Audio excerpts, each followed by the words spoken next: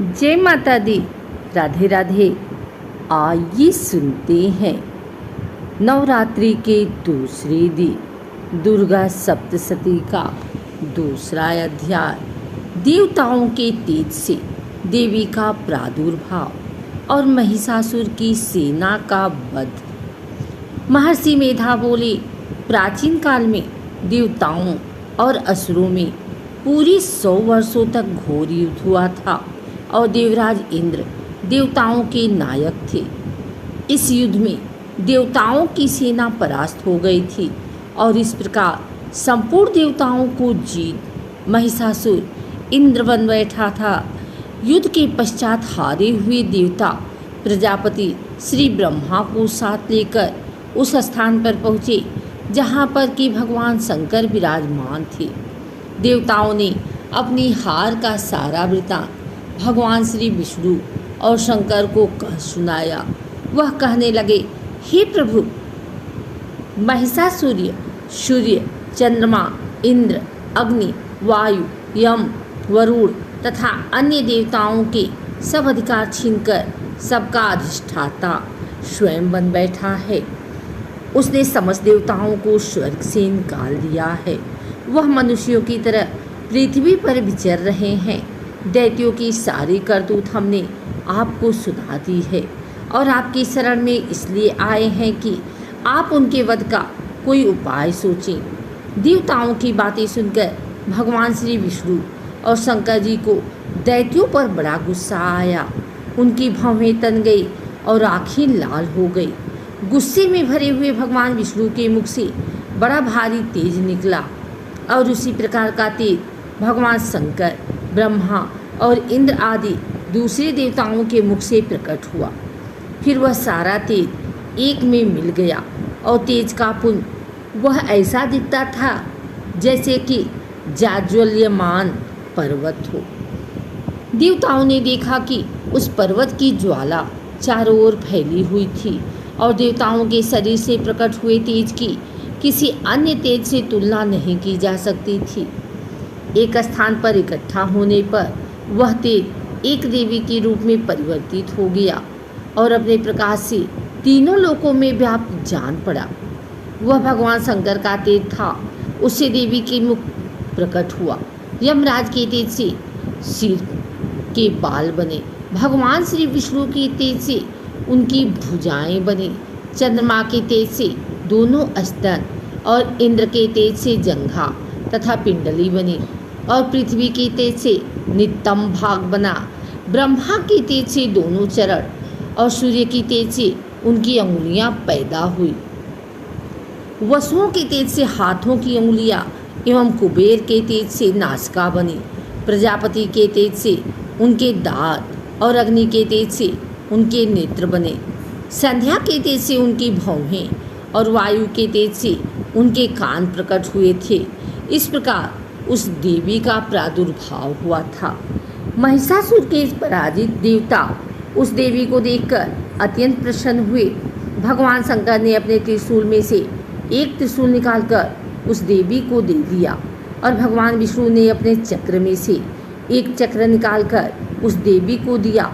वरुण ने अपने चक्र में से एक चक्र निकालकर उस देवी को दिया। वरुण ने शंख भी भेंट दिया। अग्नि ने इन्हें शक्ति दी। वायु ने उन्हें धनुष और बाण दिए। सहस्त्र नेत्रों वाले श्री देवराज इंद्र ने उन्हें अपने वज्र से उत्पन्न करके वज्र दिया और ऐरावत हाथी का एक घंटा उतारकर देवी को भेंट किया। यमराज ने उन्हें काल दंड में से एक दंड दिया। वरुण ने उसे पास दिया।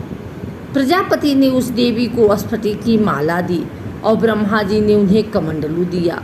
सूर्य ने देवी की समस्त रोगों में अपनी किरणों का तेज भर दिया। काल ने उन्हें चमकती हुई ढाल और तलवार दी और उज्ज्वल हार और दिव्य वस्त्र उन्हें भेंट किए और इनके साथ ही उसने दिव्य चूड़ामणि दी। कुंडल, कंकड़, उज्ज्वल अर्धचंद्र, बाहों के लिए बाजूबंद, चरणों के लिए नुपुर, गले के लिए सुंदर हस्तली और अंगुलियों के लिए रत्नों की बनी हुई अंगूठियाँ उन्हें दी। विश्वकर्मा ने उनको फरसा दिया और उसके साथ ही कई प्रकार के अस्त्र और अमोद कवच दिए और इसके अतिरिक्त उसने कभी न कुम्हलाने वाले सुंदर कमलों की मालाएं भेंट की। समुद्र ने सुंदर कमल का फूल भेंट दे दिया। हिमालय ने सवारी के लिए सिंह और तरह तरह के रत्न देवी को भेंट किए। यक्षराज कुबेर ने मधु से भरा हुआ पात्र और शेषनाग ने उन्हें बहुमूल्य मणियों से विभूषित नागहार भेंट किया। इसी तरह दूसरे देवताओं ने भी उन्हें आभूषण और अस्त्र देकर उनका सम्मान किया। इसके पश्चात देवी ने उच्च स्वर से गर्जना की। उसके इस भयंकर नाद से आकाश गूंज उठा। देवी का वह उच्च स्वर से किया हुआ सिंहनाद समा न सका। आकाश उनके सामने छोटा प्रतीत होने लगा। उससे बड़े जोर की प्रतिध्वनि हुई, जिससे समस्त विश्व में हलचल मच गई और समुद्र कांपे उठे, पृथ्वी डोलने लगी और सबके सब पर्वत हिलने लगे। देवताओं ने उस समय प्रसन्न हो सिंहवाहिनी जगतमयी देवी से कहा, देवी तुम्हारी जय हो। इसके साथ महर्षियों ने भक्ति भाव से विनम्र होकर उनकी स्तुति की। संपूर्ण त्रिलोकी को शोक मन देखकर दैत्यनाग अपनी सेनाओं को साथ लेकर और हथियार आदि सजाकर उठ खड़े हुए। महिषासुर के क्रोध की कामना की सीमा नहीं थी। उसने क्रोध में भरकर कहा, यह सब क्या उत्पात है। फिर वह अपनी सेना के साथ उस ओर दौड़ा जिस ओर से भयंकर नाद का शब्द सुनाई दिया था और आगे पहुंचकर उसने देवी को देखा, जो कि अपनी प्रभा से तीनों लोकों को प्रकाशित कर रही थी। उनके चरणों के भार से पृथ्वी दबी जा रही थी। माथे के मुकुट से आकाश में एक रेखा सी बन रही थी और उनके धनुष की टंकार से सब लोग क्षुब्ध हो रहे थे। देवी अपनी सहस्त्रों भुजाओं को संपूर्ण दिशाओं में फैलाई खड़ी थी। इसके पश्चात उनका दैत्यों के साथ युद्ध छिड़ गया और कई प्रकार के अस्त्र शस्त्र से सबकी सब दिशाएं उद्घासित होने लगी। महिषासुर की सेना का सेनापति छिछोर नामक एक महान असुर था। वह आगे बढ़कर देवी के साथ युद्ध करने लगा और दूसरे दैत्यों की चतुरंगड़ी सेना साथ लेकर चामर भी लड़ने लगा और 60,000 महर्षियों को साथ लेकर उद्गम नामक महादैत्य आकर युद्ध करने लगा और महाहनु नामक असुर 1 करोड़ रथियों को लेकर, असीलोमा नामक असुर 5 करोड़ सैनिकों को साथ लेकर युद्ध करने लगा। वाष्कल नामक असुर 60 लाख असुरों के साथ युद्ध में आ डटा। बिडाल नामक असुर 1 करोड़ रथियों सहित लड़ने को तैयार था। इन सब के अतिरिक्त और भी हजारों असुर हाथी और घोड़े साथ लेकर लड़ने लगे और इन सब के पश्चात महिषासुर करोड़ों रथों, हाथियों और घोड़ी सहित वहां आकर देवी के साथ लड़ने लगा। सभी असुर तोमर, भिंडीपाल, शक्ति, मूषल, खंडगो, हर्षो, पट्टियों के साथ रणभूमि में देवी के साथ युद्ध करने लगे। कई शक्तियाँ फेंकने लगे और कई अन्य शस्त्रादि। इसके पश्चात सबके सब दैत्य अपनी अपनी तलवारें हाथों में लेकर देवी की ओर दौड़े और उन्हें मार डालने का उद्घोष करने लगे। मगर देवी ने क्रोध में भरकर खेल ही खेल में उनके सब अस्त्रों शस्त्रों को काट दिया। इसके पश्चात ऋषियों और देवताओं ने देवी की स्तुति की आरंभ कर दी और वह प्रसन्न होकर असुरों के शरीरों पर अस्त्र शस्त्र की वर्षा करती रही। देवी का वाहन भी क्रोध में भरकर दैत्य सेना में इस प्रकार विचरने लगा जैसे कि वन में दावानल फैल रहा हो। युद्ध करती हुई देवी ने क्रोध में भर जितने श्वासों को छोड़ा वह तुरंत ही सैकड़ों हजारों गुणों के रूप में परिवर्तित हो गया।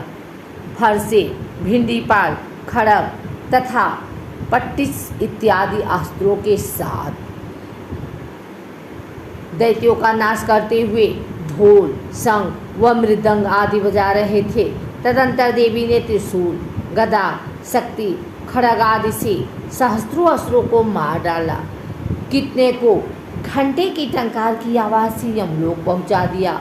कितने ही असुरों को उसने पास में बांधकर पृथ्वी पर धर घसीटा, कितने को अपनी तलवार से टुकड़े टुकड़े कर दिए, कितने को घंटे की भयंकर आवाज़ से यमलोक पहुंचा दिया, कितने ही असुरों को उसने पास में बांध कर पृथ्वी पर धर घसीटा, कितने को अपनी तलवार से टुकड़े टुकड़े कर दिए हैं और कितने को गदा की चोट से धरती पर सुला दिया।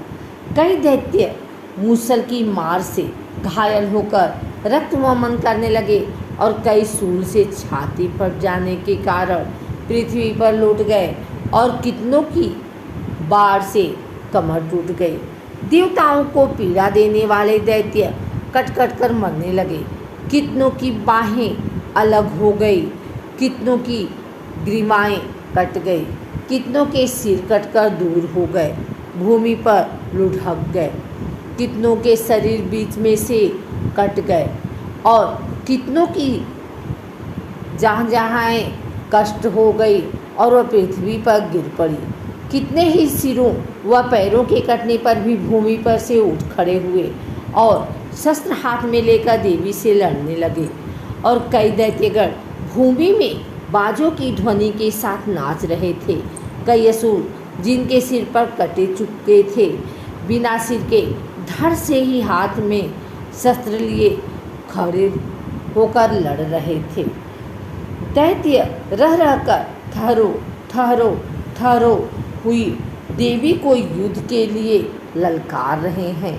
जहाँ पर यह घोर संग्राम हुआ था वहाँ की भूमिरत हाथी घोड़े और असुर के लाशें से भर गई थी और असुर सेना के बीच में रक्तपात होने के कारण रुधिर की नदियाँ बह रही थी और इस तरह देवी ने असुरों के विशाल सेना के क्षण भर में इस तरह से नष्ट कर डाला जैसे तृणकाष्ठ के बड़े समूह को अग्नि नष्ट कर डालती है।